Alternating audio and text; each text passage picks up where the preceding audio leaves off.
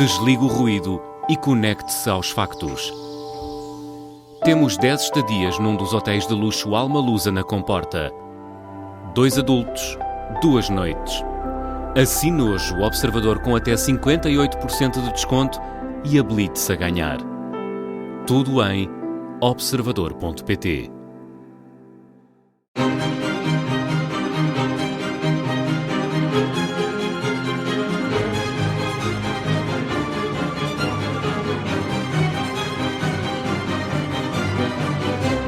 Rádio Observador em Lazarim, no Centro Interpretativo da Máscara Ibérica, numa sala com vários exemplares de máscaras de Lazarim, todas, Fernando Ribeiro, responsável pela cultura no município de Lamego, todas de fabrico local. São todas de fabrico local, umas mais antigas, outras mais recentes. Estão sempre a ser produzidas novas máscaras, os artesãos estão sempre...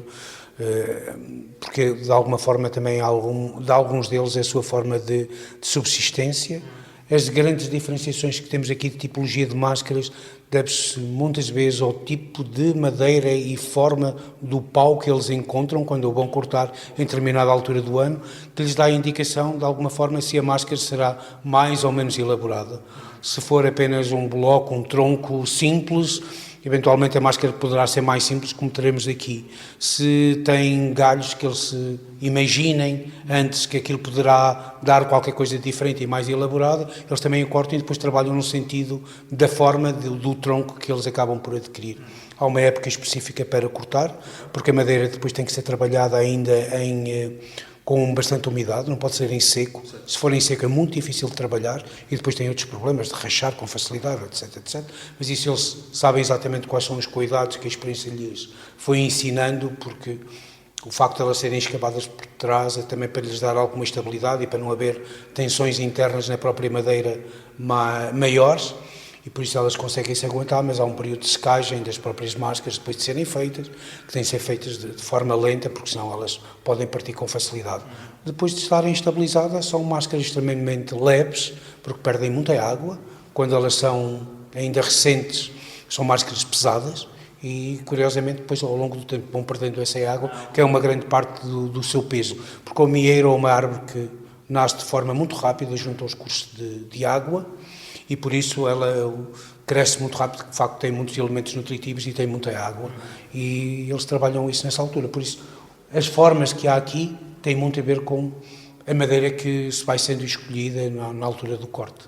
Vemos formas muito diferentes, eu já lhe vou pedir para nos falar um bocadinho sobre isso, mas são máscaras que podemos dizer que continuam a ser produzidas todos os dias? São máscaras que continuam a ser produzidas todos os dias, sim. Sim, de forma, e não apenas para manter a tradição da terra viva, mas também há aqui um pendor económico forte. Sim, para manter a tradição viva, mas ao mesmo tempo, sim, esse pendor económico é uma atividade comercial em que alguns deles têm isto como modo de vida. Se tivesse que destacar uma destas máscaras que estamos a ver, como dessa diferença que estava a fazer das mais elaboradas para as menos elaboradas, consoante a madeira que estes artesãos conseguem trabalhar, que máscaras é que destacaria aqui das que estamos a ver? Eu não sei, mais simples talvez destacaria aquelas em que têm uma boca, têm os olhos e um formato muito, muito simples, eventualmente também um tipo de máscaras que chamam as senhorinhas, que representam a parte feminina. E isso também ao longo do tempo houve algumas diferenças, não é? Portanto, há máscaras mais para homens e máscaras mais para mulheres? Não é mais para homens e mais para mulheres. Os homens podem pôr essas máscaras femininas. A verdade é que durante muito tempo, por aquilo que eu sei, é que o intrudo era essencialmente, pelo menos o cortejo e a máscara usada essencialmente pelo sexo masculino. E os artesãos também a maior parte deles também eram do sexo masculino. Com o tempo isso foi se esbatendo e agora há muitas pessoas do sexo feminino também que se mascaram e também temos algumas artesãs do sexo feminino que também o fazem. Mais elaborada, talvez aquelas que tenham ou uns chifres mais retorcidos. Sim. E mais... Há ali um verdadeiro caracol. Sim, não é? Alguns que parecem um caracol, outros com, além de ter chifres, utilizam o elemento dos répteis para serem adoçados. Essas são as mais trabalhadas. Ou então uma que representa até o poder, o rei ou a rainha, digamos assim, que tem um trabalho ainda mais elaborado. e na altura do entrudo, e vemos aqui fotografias, creio, disso mesmo, podemos ver, parece-me, dezenas de pessoas com estas máscaras a sair à rua para manter esta tradição viva. Sim, as pessoas que utilizam as máscaras são algumas dezenas. A verdade é que o Lazarim está a ter o mesmo problema que muita parte do nosso interior, com a desertificação, os jovens cada vez são menos, não é? E isto requer algum esforço durante estes dias, porque saltam muito, correm, mas ainda conseguimos reunir algumas dezenas de caretos, nós chamamos caretos, que é com o fato completo na época do intrudo. E também há esta tradição de dançar à volta de fogueiras, como não é de cá? Não, não é de cá. A dança à volta das fogueiras aqui não acontece.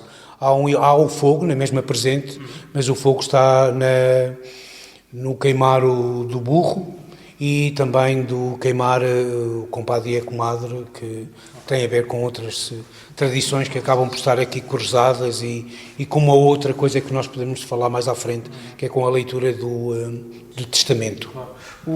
Faz ideia de quantas máscaras é que estão aqui em exibição, feitas em Lazarim? Não sei, mas são algumas centenas. Sim.